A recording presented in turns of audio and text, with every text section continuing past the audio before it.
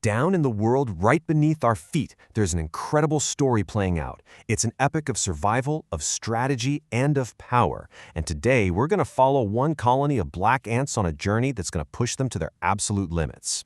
You know, their whole saga really boils down to one big question. Can discipline and smarts actually beat pure, raw power? That's the lens we're going to look through as we dive into their story. All right, so let's set the scene. You've got this colony of black ants. They're super disciplined, and they're just out on a normal mission, gathering food.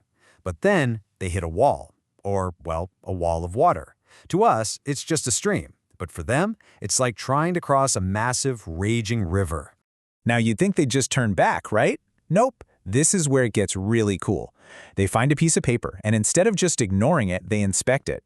The leader gives the orders, and the whole team works together to turn this piece of trash into a boat. It's an unbelievable feat of teamwork and engineering.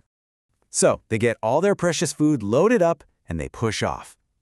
I mean, can you just imagine that moment? Pushing your tiny, makeshift boat into this big current, relying completely on your crew to make it across. That takes some serious guts.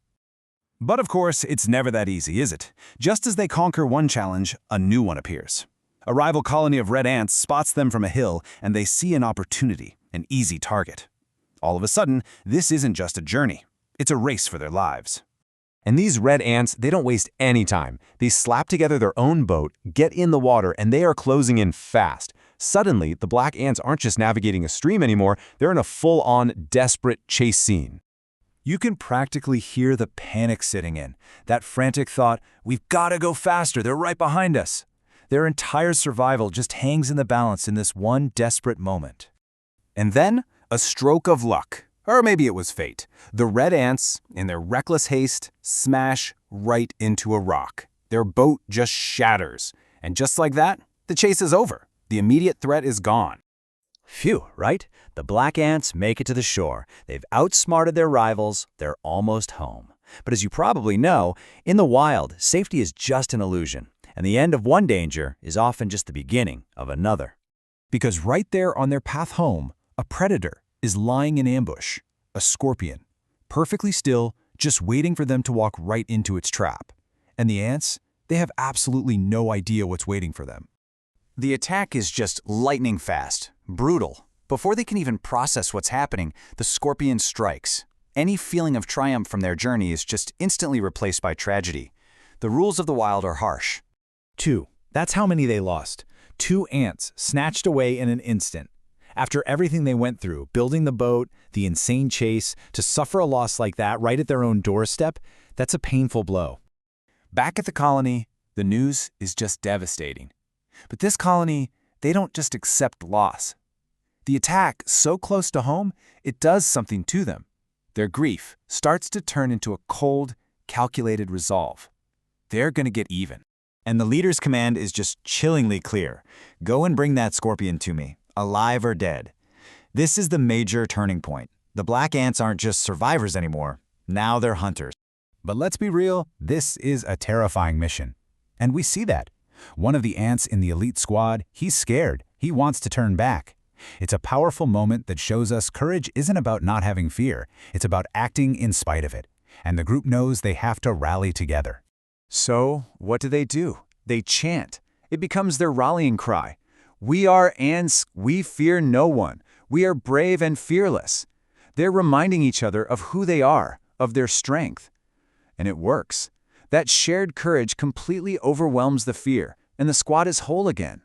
So the elite squad, now armed and unified, sets out.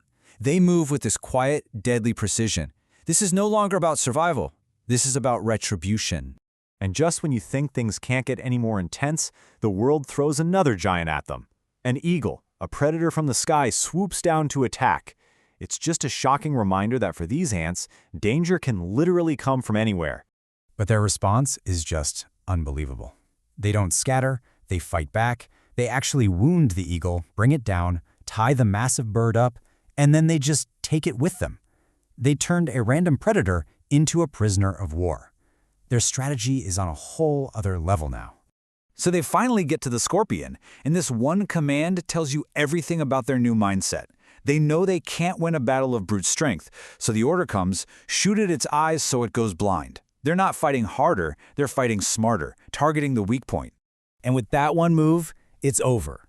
The blinded, disoriented scorpion is subdued and tied up. These tiny ants just captured a monster many, many times their size. The entire balance of power has just been flipped completely on its head. Just imagine the scene as they return to the colony. This small squad doesn't just come back victorious. They come back dragging two enormous trophies with them, the captured scorpion and the captured eagle. They left as hunters, and they returned as conquerors. So the outcome here is basically a new world order, all built on discipline and brilliant strategy. The black ant colony is victorious. The red ants were defeated. One predator was executed and another was imprisoned. They are now, without a doubt, the dominant force. And that brings us back to where we started, but with a twist. We asked if strategy could defeat brute force, and the answer seems to be a huge yes. But their journey leaves us with one final, kind of unsettling question to think about. When the small become powerful, who's the predator now?